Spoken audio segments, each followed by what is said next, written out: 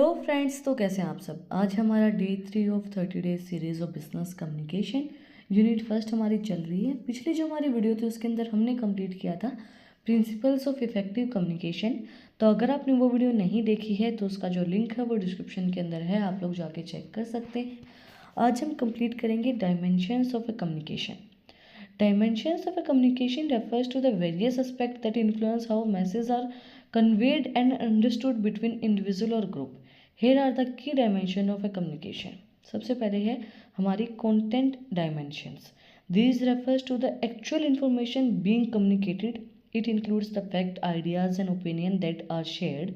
Understanding the content is critically for effective communication. Critical for effective communication. Content dimension का मतलब क्या होगा? जो आप इंफॉर्मेशन एक्चुअली शेयर करना चाहते हैं वो इंफॉर्मेशन वही शेयर हुई है जो आप करना चाहते हैं, है ना। जो आपका कंटेंट है वही गया है या और कुछ गया है। जो आप ओपिनियन, फैक्ट्स और आइडियाज़ शेयर करना चाहते थे वही शेयर हुए हैं। उस चीज़ को देखना कि भाई क्या चीज़ गई है, जो आप बताना चाह रहे थे, जो आप कहना चाह रहे थे, जो आप आइडिया शेयर करना चाह रहे थे वही आइडियाज़ जो है वो कम्युनिकेट हुए हैं, वही ऑडियंस के पास पहुँचे हैं। कोई जो मैसेज है वो गलत तो नहीं चला गया है। जो आपने चीज़ आप कुछ कहना चाहते थे ऑडियंस ने कुछ समझाया तो वही हुआ है या नहीं हुआ है। वो एक डायमेंशन होती है भाई कि क्या पता वो नहीं गया, वो इन्फॉर्मेशन नहीं गई हो जो हम पहुंचाना चाहते हो। हम कई बार क्या होता है कम्युनिकेट कुछ करते हैं और जाता कुछ है, लोगों तक पहुंचता कुछ है, लोग समझ कुछ और जाते हैं, है ना। उसका वे ऑफ टॉकिंग क्या था वो एक हमें हमारी जो डायमेंशन है उनके अंदर आता है। National dimension, this dimension focus on the relationship between the communicator. It emphasizes the emotion, attitude and dynamic that influence how the message is interpreted.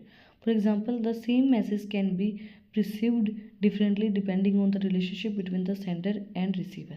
देखो सिंपल सी चीज़ होती है, जब आप ये चीज़ देखेंगे कि आप जो इन्फॉर्मेशन दे रहे हैं, जो मैसेज आप दे रहे हैं वो किस तरीके से पहुंच रहा है, क्या रिलेशनशिप आपकी कम्युनिकेटर के साथ है ना। एक आपने देखा होगा, आप कोई चीज़ किसी को रो के बता रहे हो तो वो ज़्यादा इन्फ्लुएंस करेगी अगले इंसान को। आप एटीट्यूड में बता रहे हो वो अलग तरीके से इन्फ्लुएंस करेगी। आप किस तरीके से उस इन्फॉर्मेशन को शेयर कर रहे हैं, किस तरीके से आप उस इन्फॉर्मेशन को अगले इंसान को बता रहे हैं, वो जो कम्युनिकेशन होती है वो बहुत इफ़ेक्टिव होती है। जब आप किसी को रो के कोई चीज़ बताते हो ना तो वो अगले इंसान को बहुत इन्फ्लुएंस करती है। जब आप एक एटीट्यूड में करते हो तो वो अलग तरीके से इन्फ्लुएंस करती है ना। तो वो डिपेंड करते हैं कि आप किस तरीके से कम्युनिकेट कर रहे हैं, सेंडर को आप किस तरीके से अपने मैसेज को सेंड कर रहे हैं।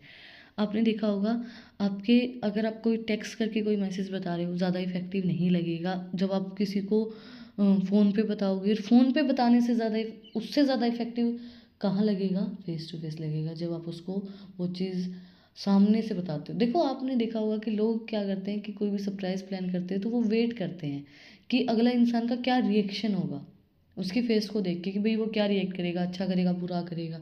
अब मैसेज में अगर कोई इन्फॉर्मेशन शेयर करते हो अच्छी भी होगी ना तो वो कितना क्या रिएक्ट कर लेगा, है ना, किस तरीके से वो रिएक्ट करेगा। तो वो चीज़ होती है। तो आपको देखना पड़ेगा कि आप मैसेज किस तरीके से सेंड कर रहे हो और किसको कर रहे हो, सेंडर रिसीवर की क्या रिलेशनशिप है। Contextual dimension. These involves the situation factors surrounding the communication. Context can include a physical environment, culture, background, social settings, and even the time at which communication occur. The context can be greatly affect the meaning of the message. Yeah, it's very important. आपको ये चीज़ देखना पड़ेगा कि आप जो चीज़ communicate कर रहे हो किस सिचुएशन के अंदर कर रहे हो। जैसे आपने एक चीज़ देखी होगी, अगर कोई इंसान बाहर से आ रहा है तो वो बहुत अलग ही मूड में होता है वो इंसान। उसको आते ही आप कोई बताओगे ना बात तो उसका रिएक्शन बहुत अलग आएगा, क्योंकि वो पहले ही फ्रस्ट्रेटेड या मतलब हमें नहीं पता वो किस मूड में आया है, तो उसकी फ्रस्ट्रेशन, उसकी रिएक्शन बहुत अलग आएंगे। और एक इंसान जब आ जाता है घर पे, उसके बाद वो खाना पीना खा लेता है, रिलैक्स हो जाता है, उसके बाद आप उसको अगर कोई बात बताओगे तो उसका रिएक्शन अलग आएगा। तो वो चीज़ डिपेंड करती है कि आप किस बैकग्राउंड में हैं, कहाँ पे आप उस मैसेज को शेयर कर रहे हैं। क्या, जैसे आपने देखा होगा आपकी लड़ाई हो रही है, आपकी लड़ाई अकेले में हो रही है doesn't affect that more than आपकी लड़ाई फैमिली के अंदर हो रही है। जब बहुत से लोग फैमिली, पूरी आपकी फैमिली है और आप कोई भी है आपको डांट लगा रहा है तो वो आपको ज़्यादा अफेक्ट करेगी, है ना, आपके अकेले में डांट लगाने से।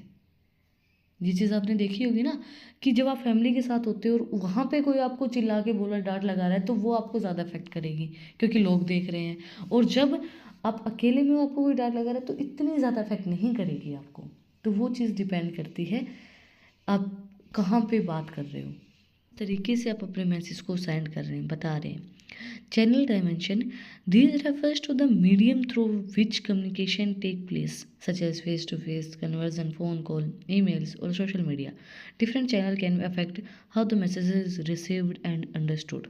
देखो, अलग अलग जो कम्युनिकेशन के मेथड्स होते हैं उनसे आपकी जो कम्युनिकेशन है वो अफेक्ट होती है। फेस टू फेस कम्युनिकेशन होगी बहुत अलग होती है, फ़ोन कॉल पे कम्युनिकेशन होगी बहुत अलग होती है, बहुत अलग हमारी रिएक्शन होती है। मेल करोगे आप, आपके इमोशंस मेल में आप नहीं लिख सकते हैं, वो अलग होती है। सोशल मीडिया पे कम्युनिकेट करोगे वो बहुत अलग होती हैं। तो डिफरेंट चैनल जो है वो डिफरेंट मैसेज को अलग अलग तरीके से अफेक्ट करते हैं। एक मैसेज आप टेक्स्ट में भेजो, अलग रिएक्शन मिलेगा। एक मैसेज आप फ़ोन पे बताओ, अलग रिएक्शन मिलेगा। एक मैसेज आप फ़ोन फेस टू फेस बताओ, अलग रिएक्शन मिलेगा। तो चैनल्स जो हैं वो बहुत अफेक्ट करते हैं आपकी कम्युनिकेशन को। Non verbal dimensions. Non verbal communication includes body language, facial expression, gesture, and tone of the voice. These non-verbal cue often convey more meaning than the word themselves and can significantly impact the interpretations of the message. देखो, आपकी body language, आपको कोई बात बोल रहा है और आप उस चीज़ पे ध्यान नहीं दे रहे हो, आप कोई और काम कर रहे हैं, अफेक्ट करेगी आपकी कम्युनिकेशन को। आपके फेशियल एक्सप्रेशंस, आपका gesture, tone of the voice, आप कोई भी बात बोल रहे हो, सही बात बोल रहे हो, आवाज़ ऊंची करके बात कर रहे हो, बहुत अफेक्ट करेगी कम्युनिकेशन। जो आप मैसेज भेज रहे हो वो बहुत अलग तरीके से अगले इंसान तक जाएगा, अलग तरीके से अगले इंसान को इम्पेक्ट करेगा। तो नॉन वर्बल कम्युनिकेशन जो है वो आपके मैसेज को भेजने का एक अलग ही, मतलब आपके मैसेज किस तरीके से आप दे रहे हो, क्या दे रहे हो, वो एक उसकी टोन को, उसकी जेस्चर को चेंज कर देता है कि आप मैसेज क्या देना चाह रहे हो। आप जब मैसेज में देते हो तो आपका मैसेज बहुत अलग होता है, स्ट्रेट फॉरवर्ड बातें होती हैं। आप जब फ़ोन पे करते हो तो आपकी बहुत सी बातें निकल आती हैं, फेस टू फेस करते हो तो अलग तरीके से बातें होती हैं। तो एक चीज़ होती है कि फेस टू फेस जब आप बातें करते हो तो आपकी बॉडी लैंग्वेज वो इंसान देख रहा है कि आप क्या कर रहे हो। फ़ोन पे कर रहे हो, आपकी बॉडी लैंग्वेज कोई नहीं देख रहा, आप कुछ भी बोल देते हैं, वो चीज़ होती है।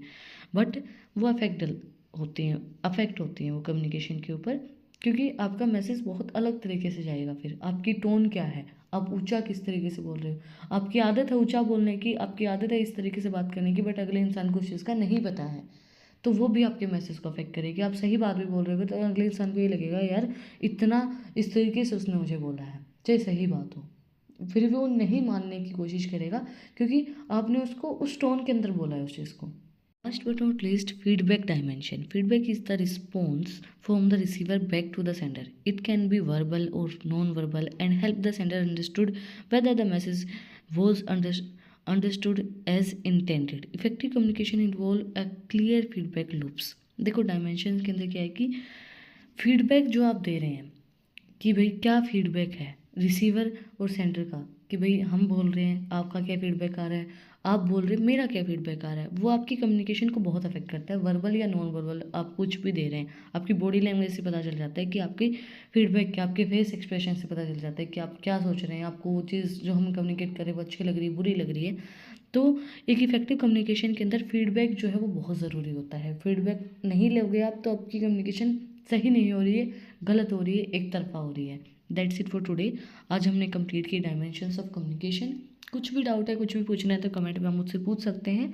और अगर आपको इन टॉपिक्स की PDF चाहिए तो टेलीग्राम चैनल का लिंक भी डिस्क्रिप्शन के अंदर है, वहाँ पे भी जाके आप मुझे फॉलो कर सकते हैं। और भी इंटरेस्टिंग रील्स को देखने के लिए इंस्टाग्राम चैनल का लिंक भी डिस्क्रिप्शन के अंदर है, वहाँ पे भी जाके आप मुझे फॉलो कर सकते हैं। और अगर आपने वीडियो को यहाँ तक देखा है तो प्लीज़ सब्सक्राइब के बटन पे एक मुक्का मार दो और बेल आइकन प्रेस करो ताकि जो सबसे पहली अपडेट है वो आप लोग के पास आए। फिर मिलते हैं एक नए वीडियो के साथ, एक नए टॉपिक के साथ। Like share and subscribe. Thank you for watching. Enjoy your life.